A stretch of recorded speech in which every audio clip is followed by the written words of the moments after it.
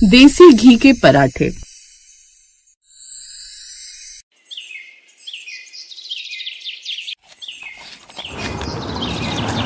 ओ God, ये औरत भी ना जाने कब सुधरेगी। इस ठेले वाली को कितनी बार कहा है कि अपना ठेला कहीं और जाकर लगा, लेकिन इसने स्कूल के गेट के आगे से हटाकर इसे थोड़ी दूर पर जाकर लगा लिया। ये बिल्कुल ढीठ है, सुनने का नाम ही नहीं लेती। इसके इस ठेले की वजह से स्कूल की रेपुटेशन पर कितना असर पड़ेगा।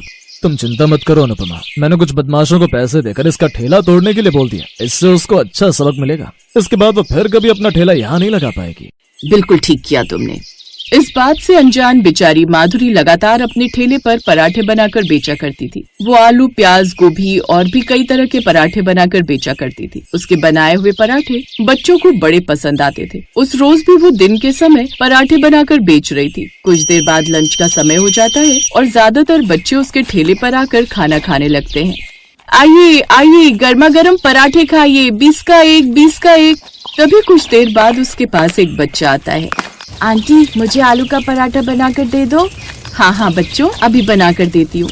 वो सभी बच्चों को जल्दी से पराठे बनाकर देती है, जिसे खाते ही वो खुश हो जाते। इसी तरह स्कूल के बच्चे छुट्टी होने के बाद भी उसके ठेले पर आते। ऐसे ही उसके ठेले पर कोई न कोई ग्राहक आता रहता, लेकिन अनुपमा को ये बिल्कुल पसंद नहीं था कि कोई ठेले वाला उसके स्कूल के आसपास भी भटके। ऐसे ही दिन बीते। 2 दिन बाद उसके पास कुछ गुंडे आए। चल हटा अपना ठेला यहाँ से, जल्दी कर। आप लोग कौन होते हो मेरा ठेला हटाने वाले? हम बताएं हम कौन है? रुक, अभी बताते हैं। ऐसा कहकर वो उसके ठेले पर लाठी से तोड़फोड़ करने लगते हैं। ये सब क्या कर रहे हैं आप? रुक जाइए ना।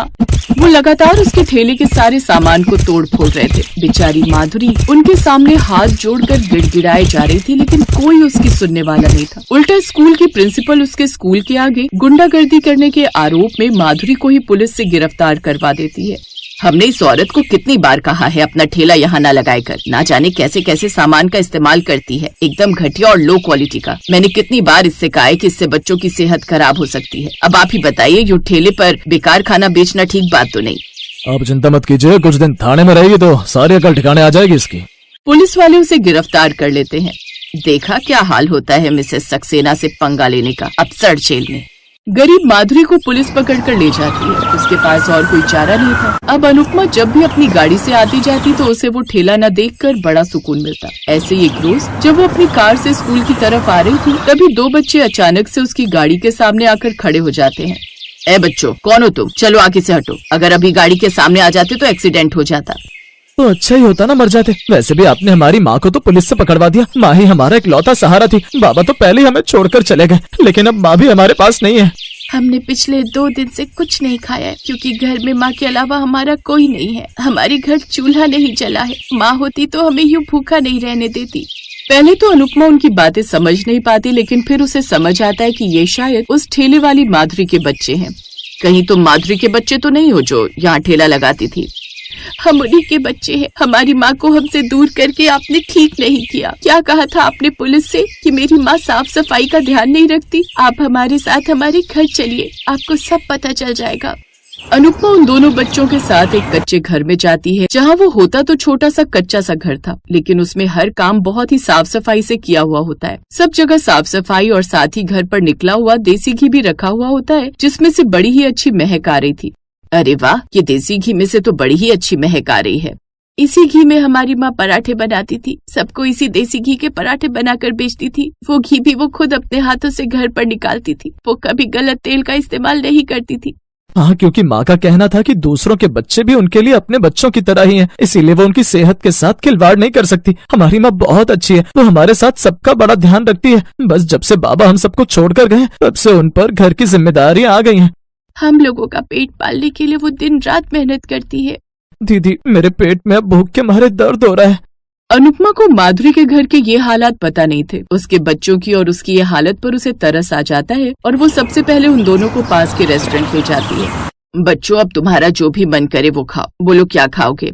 हम तो कभी किसी होटल में आज तक नहीं गए, तो हमें तो ये भी नहीं पता यहाँ क्या क्या मिलता है।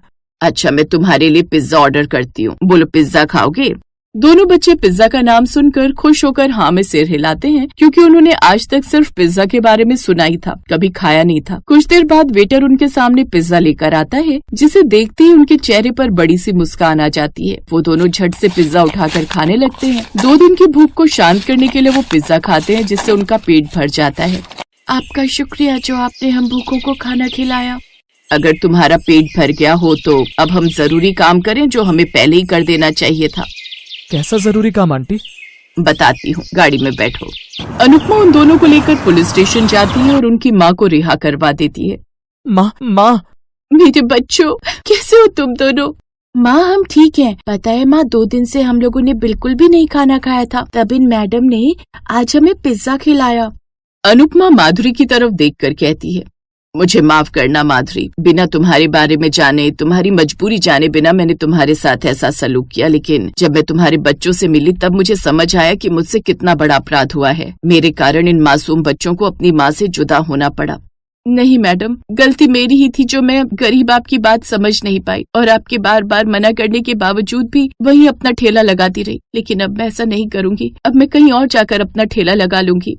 देखो अनुपमा, ठेले पर खाना बहुत कम लोग अपने बच्चों को अलाउ करते हैं, इससे तुम चाहकर भी ज्यादा कमाई नहीं कर पाओगी। तुम्हें तो अब ठेले की जगह कहीं और अपने पराठे बेचने चाहिए। लेकिन मैडम, मैं गरीब इन सब के लिए पैसे कहाँ से लाऊंगी? उसकी चिंता तुम मत करो। मैं चाहती हूँ कि तुम अपने देसी घी के पराठे किसी ठेले पर नहीं बल्कि मेरे स्कूल की कैंटीन में बेचो। इससे तुम्हें अच्छी कमाई होगी और बदले में मुझे तुमसे कुछ नहीं चाहिए। ये सुनकर माधुरी बहुत खुश होती है और कुछ दिन बाद वो स्कूल की कैंटीन में जाकर पराठे बेचने लगती है, जिसे खाने अब स्कूल के बच्चों के साथ साथ स्कूल का स्टाफ भी आता और अब माधुरी की खूब अच्छी कमाई होने लगी।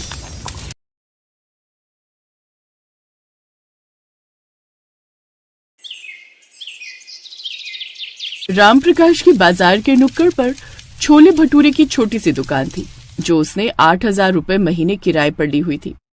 पहले तो रामप्रकाश की छोले भटूरे की बहुत बिक्री हो जाती थी, उसका काम अच्छा चलता था। पर अब बाजार में छोले भटूरे की और भी दुकानें खुल गईं, जिस वजह से रामप्रकाश का काम बहुत कम हो गया।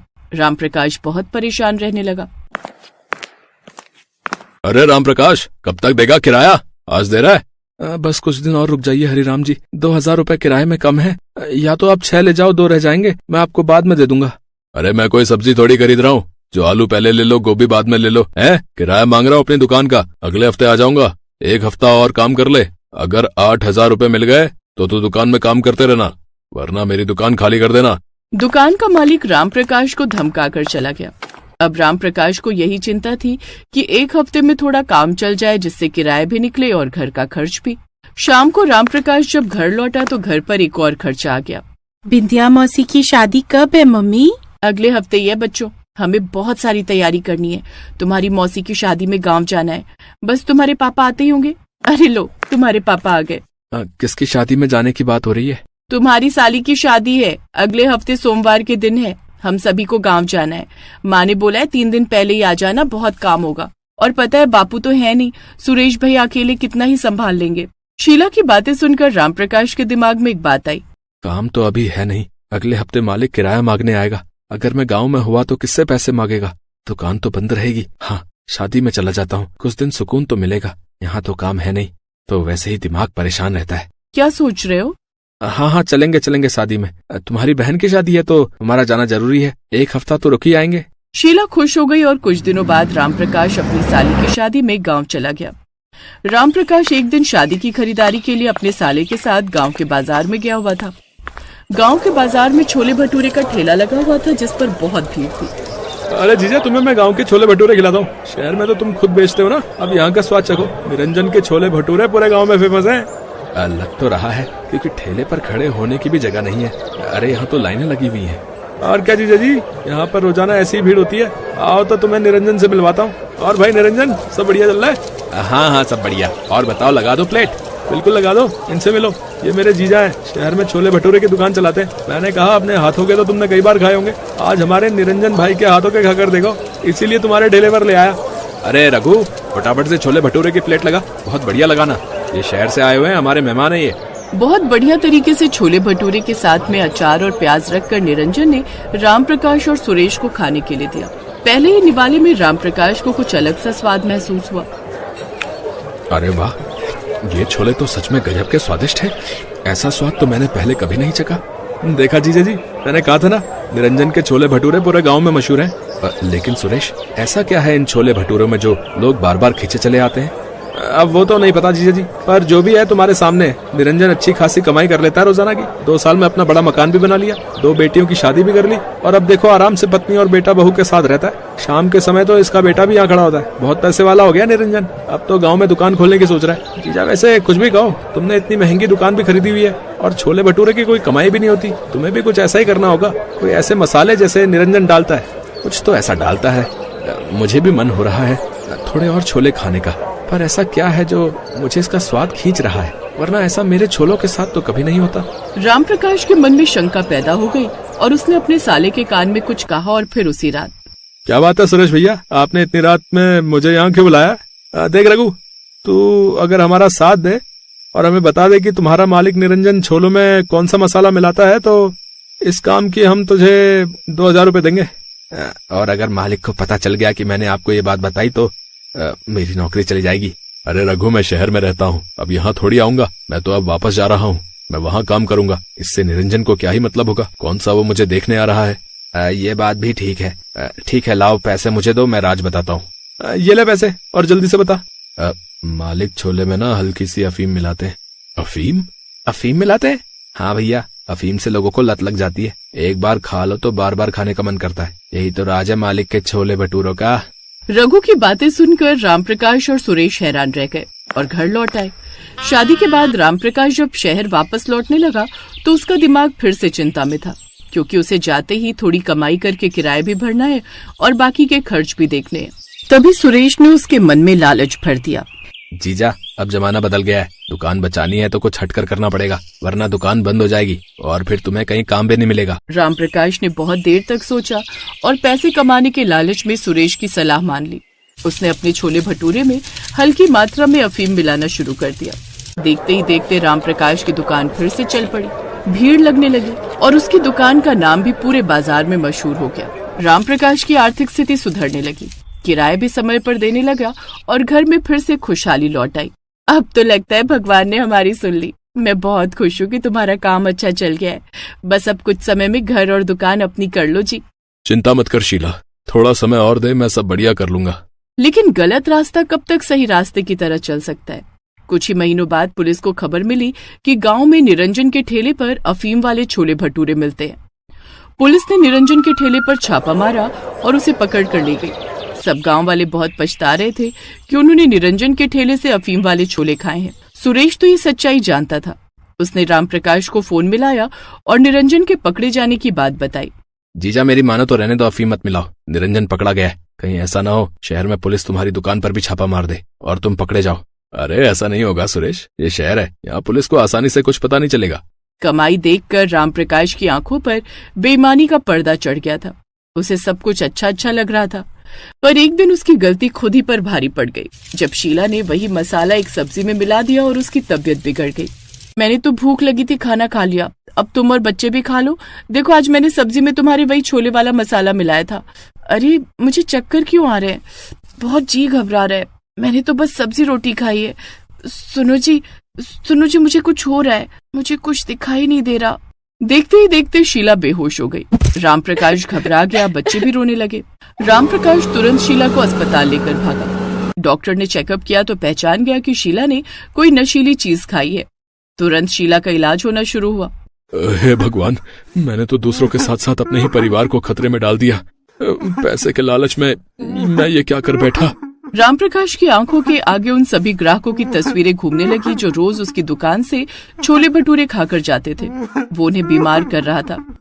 लगता है आपकी पत्नी ने गलती से कोई नशीली चीज खा ली थी। वैसे अब वो खतरे से बाहर है, आपको उनका पूरा ख्याल रखना है। क्या बाजार का कुछ खाया था क्या? जी वो, हाँ छोले। ओह, शायद यही उनकी बीमारी का कारण है। चलिए कोई बात नहीं, हमने दवाई दे दी है, थोड़ी देर में छुट्टी हो जाएगी, आप उन्हें घर ले जाना। थोड़ी देर बाद शीला की तबीयत ठीक हो गई। रामप्रकाश ने उसे सच नहीं बताया, क्योंकि वो जानता था कि अगर उसने शीला को सच बताया तो वो अपनों की नजरों में ही गिर जाएगा। रामप्रकाश ने फोन करके सुरेश को सारी बात बताई। सुरेश को भी बहुत पछतावा हुआ, क्योंकि इस गुनाह में वो भी पूरा भागीदार था। रामप्रकाश ने बेईमानी छोड़कर दोबारा ईमानदारी से काम शुरू किया। इस कहानी से हमें ये सीख मिलती है कि लालच और गलत रास्ता चुनने से क्षणिक लाभ तो हो सकता है, लेकिन अंत में इसका परिणाम दुखद और विनाशकारी ही होता है। सच्चाई और ईमानदारी से कमाया हुआ धन ही जीवन में सुख शांति लाता है। इसलिए हमें सदैव ईमानदारी के मार्ग